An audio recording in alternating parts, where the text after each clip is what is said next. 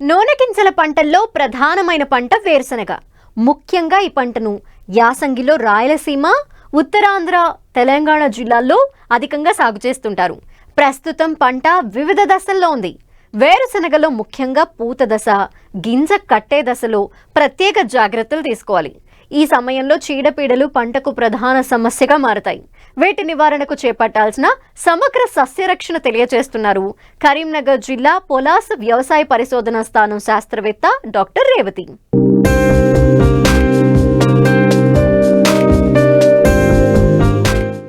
తెలంగాణ, ఉత్తరాంధ్ర, రాయలసీమ ప్రాంతాల్లో ఖరీఫ్ వరి కోతల తర్వాత రబీలో రైతులు వేరుశెనగను సాగు చేయడం ఆనవాయితీగా ఉంది.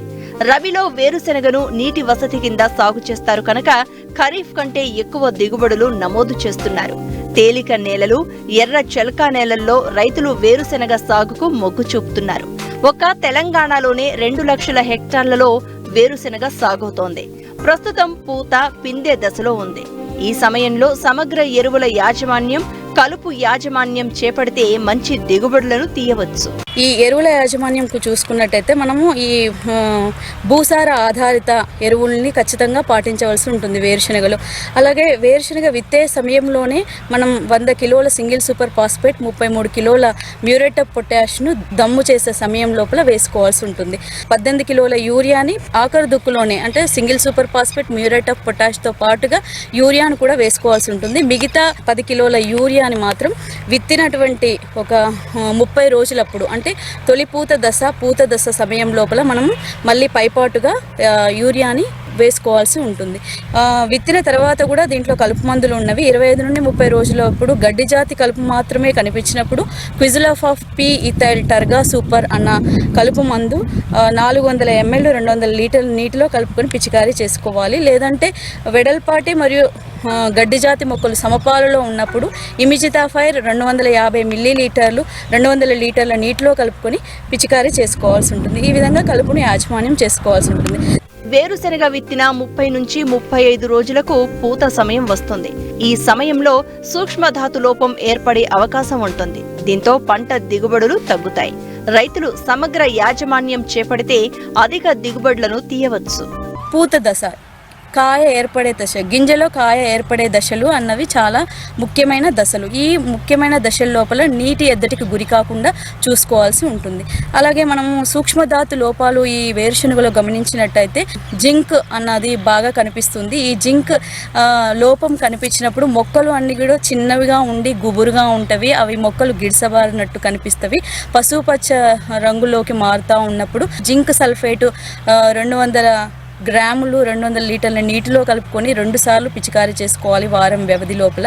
తర్వాత ఎనుపు ధాతు లోపం కూడా కనిపిస్తుంది. కొత్తగా వచ్చేటువంటి ఆకులన్నీ కూడా చిగురు ఆకుపచ్చ రంగులో మారిపోయి దాంట్లో ఉన్నటువంటి పత్రహారితం అంతా కోరిపోయి తెలుపు వర్ణంలోకి వచ్చినప్పుడు మనం దాన్ని గమనించుకొని అన్నభేది 5 ml 10 లీటర్స్ ఆఫ్ వాటర్లో కలుపుకొని పిచికారీ చేసుకోవాల్సి ఉంటుంది. వారం రోజుల్లో 2 సార్లు చేసుకోవాలి. ఈ విధంగా సూక్ష్మ పోషకాలు కూడా మనం వేరుశెనగ మొదటి నుంచి పలు విధాల చీడపీడలు ఆశిస్తూ ఉండడం పరిపాటి. విత్తన శుద్ధి నుంచి పంట చివరి దశ వరకు ఆయా పురుగులు, తెగుళ్ల నివారణకు తగిన చర్యలు తీసుకోకుంటే నాణ్యత లేకపోవడమే కాక దిగుబడులు గణనీయంగా పడిపోయి రైతులు నష్టపోతూ ఉంటారు. వేరుశనగలో వచ్చేటువంటి ప్రధానమైన పురుగులు, తెగుళ్ళు ఈ రబీకి చూసుకున్నట్టయితే మనకి వేరుశనగలో తామర పురుగు బాగా వచ్చే అవకాశం ఉంది. అలాగే పచ్చదీపపు పురుగు వచ్చే అవకాశం ఉంది. ఈ తామర పురుగు, పచ్చదీపపు పురుగు వచ్చినప్పుడు మనకు తామర పురుగులేమో తెల్లగా ఉండి కనిపించకుండా ఉండి అడుగు బాగానే చేరి పీలుస్తూ ఉంటాయి. అలాగే పచ్చదీపపు పురుగులు ఆకుపచ్చ వర్ణంలో ఉండి వి ఆకారం లోపల మనకి దాని యొక్క సిమ్టమ్ కనిపిస్తుంది. ఎల్లోయింగ్ ఆకుల పైన అంతా ఎల్లో చేస్తుంది. అలాంటి సమయం లోపల థయోమిథాగ్జామ్ 200 గ్రాములు 200 లీటర్ల నీటిలో కలుపుకొని పిచికారీ చేసుకోవాల్సి ఉంటుంది. అలాగే దీంట్లో ఆకుముడత పురుగు వచ్చే అవకాశం ఉంది. ఈ రబీకి ఆకుముడత పురుగు వచ్చినప్పుడు ఆకులన్నీ కూడా కొత్తగా వచ్చే ఆకులన్నింటిని కూడా అది కలిపేసి చిన్న లార్వా దాంట్లో ఉంటుంది. అలాంటి టైం లోపల వేప నూనె 5 ml 1 లీటర్ నీటిలో కలుపుకొని పిచికారీ చేసుకోవచ్చు. లేదంటే అది కాకుండా కూడా మనకు మోనోక్రోటోఫాస్ అయితే 320 గ్రాములు 200 లీటర్ల నీటిలో కలుపుకొని పిచికారీ చేసుకోవాల్సి ఉంటుంది. పొగాకు లద్దె పురుగు వచ్చే అవకాశం అవకాశం ఉంది. ఈ పొగాకు లద్దె పురుగు వచ్చినప్పుడు మాత్రం సమగ్ర సస్యరక్షణ చర్యలు పాటించవలసి ఉంటుంది.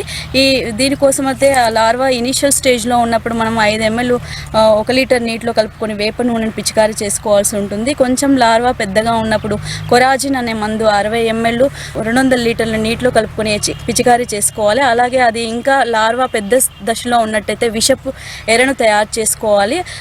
5 కిలోల తౌడుకి 1 కిలో బెల్లము 500 గ్రాముల మోనోక్రోటోఫాస్ను కలుపుకొని ఉండలుగా చేసుకొని సాయంత్రం సమయం లోపల వాటిని మొక్కల మొదల లోపల పెట్టుకోవాల్సి ఉంటుంది. పక్షి స్థావరాలు కూడా 10 నుండి 12 ఎకరాకి అమర్చుకోవాల్సి ఉంటుంది. అలాగే ఫిరమోన్ ట్రాప్లు అయితే 4 ఎకరాకు పెట్టుకొని పొగాకు లద్దె పురుగును కూడా మనం సమర్థవంతంగా నిర్మూలించుకోవచ్చు. అలాగే ఇప్పుడున్న సమయంలో మనకు ఈ వేరుశనగలో వచ్చేటువంటి తెగుళ్ళు చూసుకున్నట్టయితే మనకు ముఖ్యంగా మొదలు కుళ్ళు తెగులు వచ్చే అవకాశం ఉంది. ఈ మొదలు కుళ్ళు తెగులు రాకుండా ఉండడానికి విత్తిన నెల రోజుల లోపల ఇది వచ్చే ఆస్కారం ఉంది. కాబట్టి విత్తన శుద్ధి ఖచ్చితంగా పాటించాల్సి ఉంటుంది.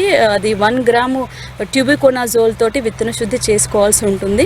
విత్తన శుద్ధి చేసుకున్న తర్వాత కూడా మనకి ఇంకా మొదలు కుళ్ళు తెగులు కనిపించినట్టయితే 1 గ్రాము కార్బన్ డైజిము అన్న మందును మనం 1 లీటర్ నీటిలో కలుపుకొని పిచికారీ చేసుకోవాల్సి ఉంటుంది. అలాగే విత్తిన 30 రోజుల తర్వాత తిక్క ఆకుమచ్చ తెగులు కనిపించే ఆస్కారం ఉంది. ఈ తిక్క ఆకుమచ్చ తెగులను మనం నివారించుకోవడానికి కోసమని క్లోరోథాలోనిల్ అన్న మందు 400 గ్రాములు 200 లీటర్ల నీటిలో కలుపుకొని పిచికారీ చేసుకోవాల్సి ఉంటుంది.